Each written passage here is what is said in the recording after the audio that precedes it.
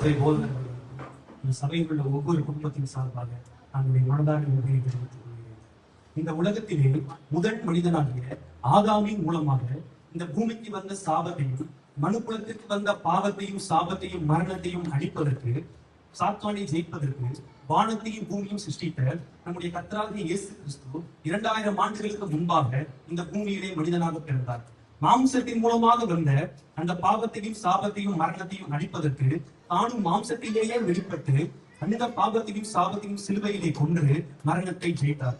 அந்த நாளை நாம் புனித வெள்ளியாக அனுசரித்து அந்த நாளிலே கர்த்தராகிய இயேசு கிறிஸ்து சிலுவையிலே முடிந்த அந்த 7 வார்த்தைகளை ஒவ்வொரு வருடமும் உலகம் முழுவதிலும் தியானித்து வருகிறோம்.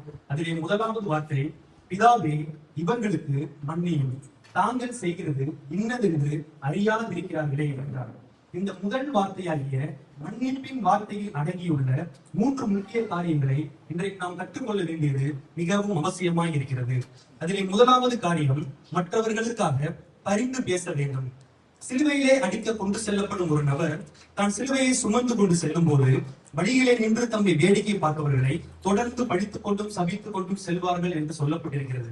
அது மட்டுமல்ல, தன்னை சிலுவையிலே அடித்து மேலே ஏற்றிவிட்ட பின்பு கீழே நின்று தம்மை வேடிக்கை பார்ப்பவர்களையும் தம்மை சிலுவையிலே அறைந்தவர்களையும் தொடர்ந்து படித்துக் கொண்டும் சபித்துக் கொண்டும் இருப்பார்கள் என்று சொல்லப்பட்டிருக்கிறது.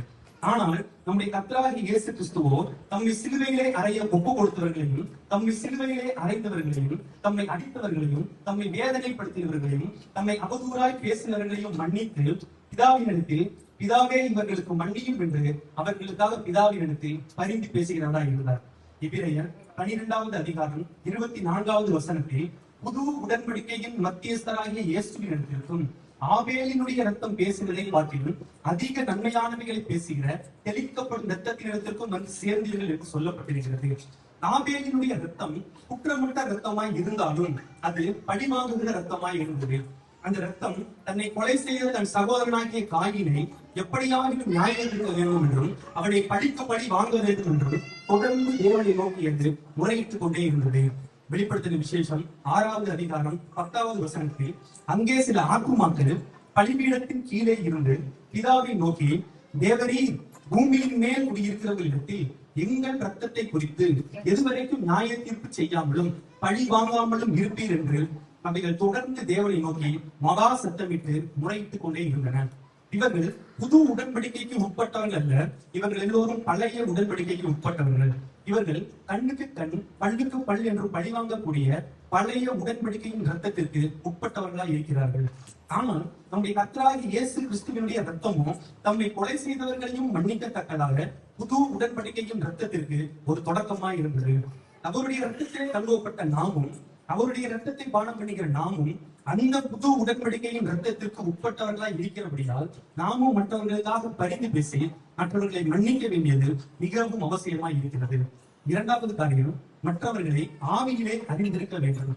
கர்த்தராகிய இயேசு கிறிஸ்துவை சிலுவையிலே அறைய ஒப்பு கொடுத்தவர்களும் அவரை சிலுவையிலே அறைந்தவர்களும் அவர் கர்த்தர் என்று அறியாதிருந்தார்கள். அவர் எதற்காக இந்த பூமிக்கு வந்தார் என்பதை அவர்கள் அறியவில்லை. அவர் எதற்காக சிலுவையிலே அடிக்கப்பட்டார் என்பதை அவர்கள் அறியவில்லை. அவர் எதற்காக மறித்தார் என்பதை அவர்கள் அறியவில்லை. அவர் மீண்டும் உயிரோடு எழுந்ததையும் அவர்கள் அறியவில்லை. அவர் மீண்டுமாக இந்த பூமியை நியாயம் நிற்க வருவதையும் அவர்கள் அறியாதிருந்தார்கள்.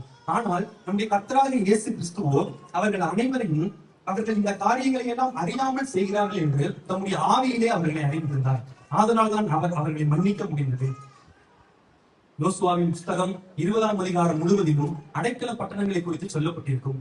அதிலே ஒருவன் மற்றொருவனை அறியாமல் கொலை செய்தால் அவன் அந்த அடைக்கல பட்டணத்திற்குள்ளாக ஓடி தன்னுடைய பிராணனை தப்புவித்துக் கொள்ள முடியும். ஒருவேளை அந்த அடைக்கல பட்டணத்தினுடைய பிரதான ஆசாரியர் மறித்து விட்டால் இவன் மீண்டுமாக தன்னுடைய சொந்த பட்டணத்திற்கே திரும்பி செல்ல வேண்டிய நிலை இருந்தது. ஆனால் இன்றைக்கு நாம் நுழைந்திருக்கக்கூடிய இந்த அடைக்கல பட்டணத்தினுடைய பிரதான ஆசாரியரோ அவர் மறிக்கிறவர் அல்ல, மரணத்தை ஜெயமாக விழுங்கிய நித்திய பிரதான ஆசாரியரா இருக்கிறார். அவருடைய அடைக்கல பட்டணத்திற்குள்ளாக நுழைந்திருக்கிற நாமும் அவர் எப்படி நம்மை அறிந்து நம்மை மன்னித்து தம்முடைய அடைக்கல பட்டணத்திற்குள்ளாக நம்மை ஏற்றுக்கொண்டாரோ அதே போல நாமும் மற்றவர்களை ஆவியிலே அறிந்து அவர்களை மன்னித்து நம்முடைய இருதயமாகிய அடைக்கல பட்டணத்திற்குள்ளாக அவர்களை ஏற்றுக்கொள்ளக்கூடிய ஆவி உடையவர்களாய் இருக்க வேண்டும். மூன்றாவது காரியம், மற்றவர்களிடத்தில் மெய்யான அன்பு செலுத்த வேண்டும். நாம் ஒருவரிடத்தில் மெய்யான அன்பு வைத்திருந்தால் மாத்திரமே நாம் ஒருவரை மெய்யாக மன்னிக்க முடியும். நம்முடைய கர்த்தராகிய இயேசு கிறிஸ்து நம்மேல் மெய்யான அன்பு வைத்திருந்தார். ஆதலால்தான் அவர் நம்மை மெய்யாக மன்னிக்க முடிந்தது. மீகா தீர்க்கதரிசன புஸ்தகம் 7வது அதிகாரம் 18-19 வசனங்களில் நம்முடைய அக்கிரமத்தை எல்லாம் அவர் பொறுத்து, நம்முடைய மீறல்களை எல்லாம் அவர் மன்னித்து, நம்முடைய பாவங்களை எல்லாம் சமுத்திரத்தின் ஆழத்திலே போட்டுவிட்டார் என்று சொல்லப்பட்டிருக்கிறது. நாம் ஒருவரை மன்னித்து விட்டோம் என்று சொல்லியும் நாம் அவரை நினைத்து பார்க்கும் போது அவர் நமக்கு விரோதமாக பேசிய பேச்சுக்களும் அவர் நமக்கு விரோதமாக செய்த காரியங்களும் நமக்கு முன்பாக வருமையானால் நாம் அவரை மெய்யாக மன்னிக்கவில்லை என்று அர்த்தம்.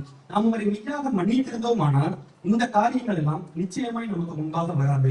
நாம் ஆதியிலே நாம் அவரிடத்தில் முதலாக பழகும் போது அவரிடத்தில் காட்டின அதே அன்பை நம்முடைய இருதயத்திலே வைத்து அவரை மன்னிக்கும் போதுதான் நாம் அவரை மெய்யாக மன்னிக்க முடியும். நம்முடைய கர்த்தராகிய இயேசு கிறிஸ்து நம்மேல் பாராட்டின அன்பு அப்படிப்பட்ட அன்பு. நாம் கிறிஸ்துவுக்கு விரோதமாக செய்த பாவத்தை விட நமக்கு விரோதமாக யாரும் பெரிய பாவம் செய்து விடவில்லை. நாம் கிறிஸ்துவுக்கு விரோதமாக செய்த துரோகத்தை விட நமக்கு விரோதமாக யாரும் பெரிய துரோகம் செய்து விடவில்லை. அவரே நம்மை மன்னிப்பாரானால் நாமும் மற்றவர்களுடைய குற்றம் குறைகளை மன்னித்து அவர்களுக்காக பரிந்து பேசி அவர்களை ஆவிகளை அறிந்து அவர்களிடத்தில் மெய்யான அன்பு செலுத்தி அவர்களை மெய்யாக மன்னிக்க வேண்டியது கிறிஸ்துவின் உடையவர்களாகிய நம் ஒவ்வொருவரினுடைய அடிப்படையான கடமையா இருக்கிறது. ஆமென். உற்சாகமான கடமை சட்டி பக்காசு எடுத்ததை போல அன்பான அன்பு சகோதரர்